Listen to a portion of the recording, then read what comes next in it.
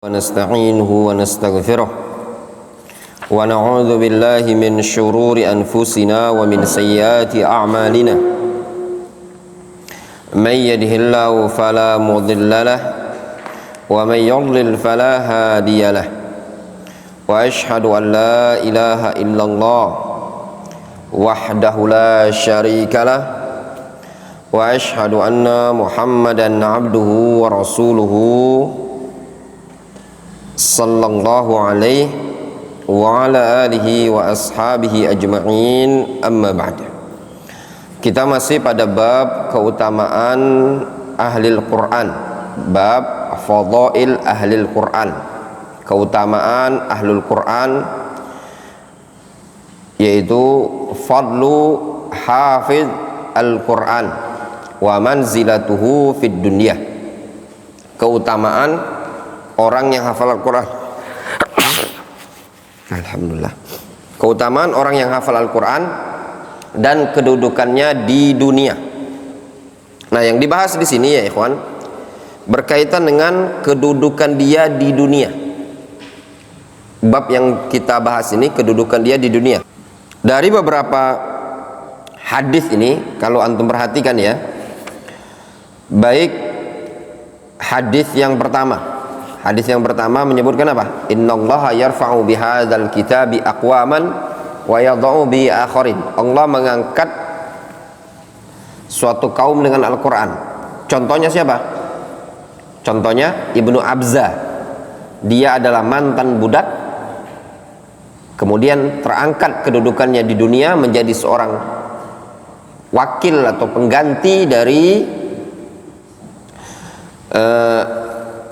Nafi, ya, pengganti dari Nafi Ibnu Abdul Harith yang diangkat oleh Umar bin Khattab sebagai pemimpin kota Mekah atau gubernur Mekah, ya. Kemudian hadis yang kedua, hadis Abu Mas'ud yang menyebutkan bahwasannya orang yang hafal Al-Quran adalah orang yang paling layak untuk ditampilkan maju terdepan ketika sholat berjamaah. Ini juga kedudukan di dunia. Kemudian hadis yang berikutnya, hadis Jabir, tentang pada saat Nabi SAW menguburkan orang-orang yang tewas terbunuh sebagai syuhada pada perang Uhud, dikumpulkan dalam satu liang lahat. Nabi SAW lebih mendahulukan orang yang paling banyak hafalan Al-Qur'annya. Ini juga menunjukkan kedudukan mereka di dunia, yaitu didahulukan di liang lahat dibandingkan yang lainnya. Kemudian kita masuk pada hadis yang berikutnya. An Sahal ibn Sa'ad radhiyallahu anhu, dari Sahal bin Sa'ad radhiyallahu anhu, anna imra'atan atat an-nabiyya sallallahu alaihi wasallam. Dari Sahal bin Sa'ad bahwasannya ada seorang wanita mendatangi Nabi sallallahu alaihi wasallam. Fa'aradat alaihi nafsaha. Lalu wanita tersebut menawarkan diri kepada Nabi SAW, menawarkan diri untuk dinikahi. Ini juga dalil yang dijadikan dasar oleh para ulama, bolehnya perempuan menawarkan diri untuk dinikahi oleh laki-laki kalau dipandang laki-laki tersebut memang orang yang baik, bagus. Itu boleh dengan dalil hadis yang disebutkan oleh penulis buku ini, ya. Ini kejadian di zaman Nabi SAW ketika ada seorang wanita datang kepada Nabi SAW dan menawarkan diri kepada Nabi SAW untuk dinikahi oleh Rasul. Ya, wajar saja dia menawarkan diri kepada Rasul. Kenapa? Karena Nabi SAW orang yang tidak diragukan lagi kesolehannya.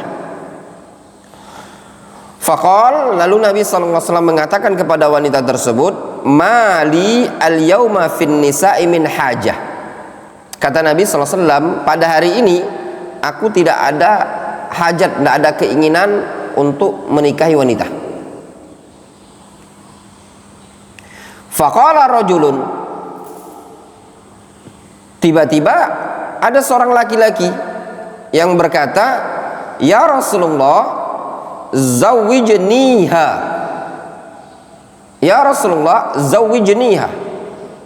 Tiba-tiba ada seorang laki-laki yang mengatakan, ya Rasulullah, nikahkan aku dengan wanita ini tadi. Kalau engkau tidak mau ya Rasulullah, ya aku saja yang maju. Qala ma indak. Kemudian Rasul bertanya, ma indak, kamu punya apa? Ada modal enggak? Gitu loh, untuk biaya nikah. Qala ma indi syai'un. Laki-laki tersebut mengatakan, ma indi syai'un, aku tidak punya apa-apa ya Rasulullah. Qal, Rasul mengatakan, a'tiha walau khataman min hadid. Kasih dia mahar meskipun cuma sekedar cincin terbuat dari besi. Qala ma indi syai'un.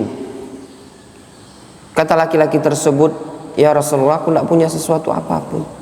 Pengen nikah tapi tidak punya duit, tidak punya modal. Ya.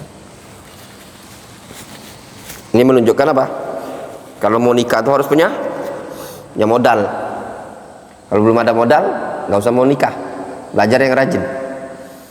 Qal, fama indaka minal Qur'an. Kata Rasul, kamu tidak punya apa-apa dari ayat Al-Quran? Qal, dia mengatakan kaza wa kaza. Wa fi riwayatin qala ma'i suratu kaza wa suratu kaza wa suratu kaza. Ada.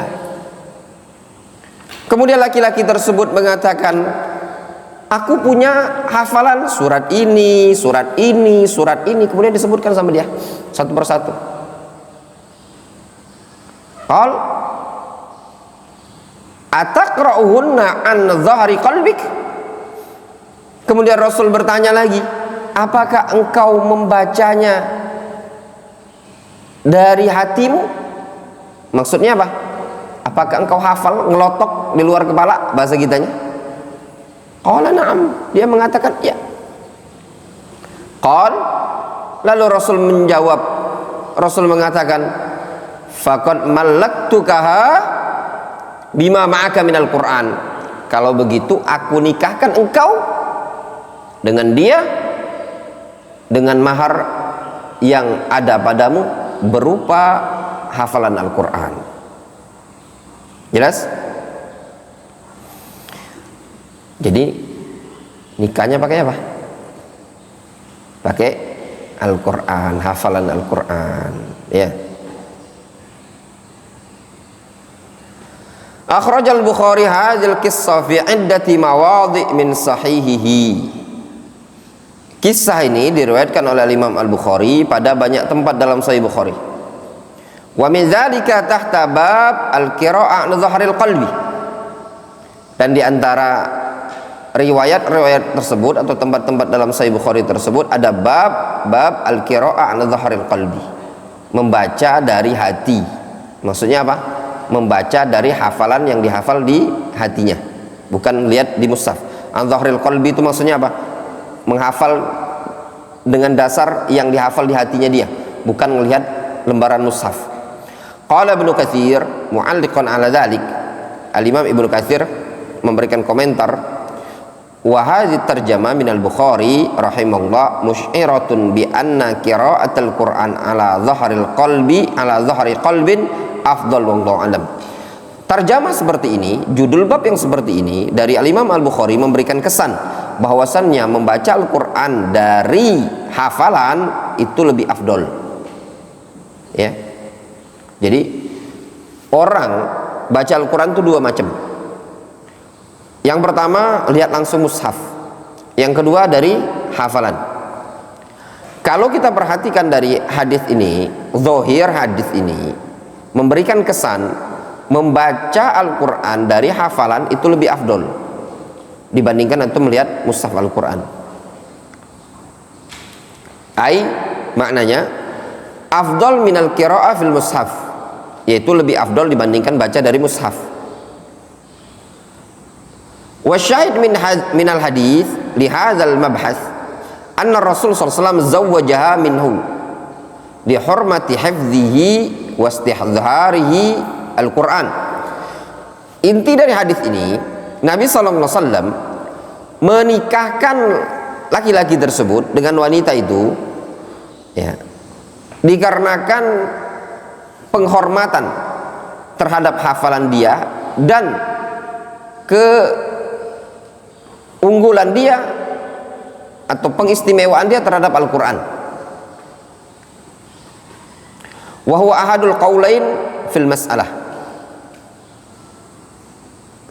Dan itu salah satu pendapat dari dua pendapat. Jadi makna hadis ini, salah satu pendapat ada yang mengatakan Rasul itu menikahkan laki-laki tadi dengan wanita itu, maharnya adalah hafalan yang dimiliki oleh dia. Kalau maknanya seperti itu, bahwasanya dia dinikahkan oleh Rasul karena mahar, atas dasar mahar yang dimiliki oleh laki-laki tadi berupa hafalan Al-Quran, berarti itu menunjukkan keutamaan hafalan Al-Quran. Bahwasanya orang punya hafalan Al-Quran bisa dipakai menjadi mahar, gitu loh. Biasanya mahar itu kan berupa benda yang bisa dipegang. Namun tatkala ada orang yang memiliki hafalan Al-Quran, sesuatu yang tidak bisa dipegang, itu bisa mewakili benda yang bisa dipegang. Difahami? Nah, jadi ini salah satu sisi keistimewaan penghafal Al-Quran menurut salah satu pendapat. Namun wal qaulu tsani, pendapat lain, ada yang mengatakan anna Rasul sallallahu alaihi wasallam zawwajaha birrajul wa ja'ala mahraha ayyu'allimahal Qur'an. Namun pendapat yang kedua, ada yang berpendapat bahwasanya Rasul menikahkan laki-laki tersebut, ya, menikahkan wanita dengan laki-laki tersebut, dinikahkan oleh Rasul. Rasul menjadikan maharnya adalah ayyu'allimaha Al-Qur'an, agar laki-laki itu mengajari wanita tadi Al-Qur'an. Sehingga maknanya engkau kunikahkan, maharnya engkau ngajari di Al-Quran. Antum tidak punya modal, tidak punya duit Wandi, tapi maharnya antum ajari itu anak orang, ajari itu cewek, ajari itu akhwat ngaji sampai dia bisa baca Al-Quran, bisa dijadikan mahar, bisa. Jadi kalau difahami dari sini, ada dua makna dalam hadis ini, ada dua pendapat. Pendapat pertama, makna dari malaktukaha bima ma'aka minal Qur'an, yaitu bima ma'aka ay bima hafidta minal Qur'an. Itu maknanya, aku nikahkan engkau dengan apa yang telah engkau hafal dari Al-Quran.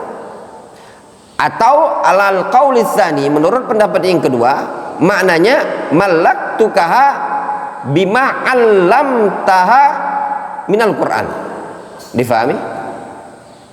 Itu maknanya, aku nikahkan engkau dengan dia dengan mahar apa yang telah engkau ajarkan nantinya kepada dia berupa Al-Quran. Jelas? Wal mas'alah ma'rufatun fi kutubil fiqh wa syuruhil hadis, walaysa hadza maqam bastihah. Masalah seperti ini ma'ruf di kitab-kitab fikih dan syarah-syarah hadis, dan bukan di sini pemaparannya. Wa syahid annahu fi kila al-halain dalalatun ala makanati hafizul Quran walau kana li suwarin qalilah. Dan syahid inti pada hadis ini, pada dua kondisi ini, mau dia kondisi semata-mata cuma hafalan atau kondisi maknanya dia mengajarkan Al-Quran, kedua-duanya tadi terdapat faedah tentang kedudukan orang yang menghafal Al-Quran meskipun surat-surat yang singkat atau pendek. Jelas? Difahami? Wallahu ta'ala a'lam. Ya. Naktafi bihadzal qadar. Cukup dulu sampai di sini.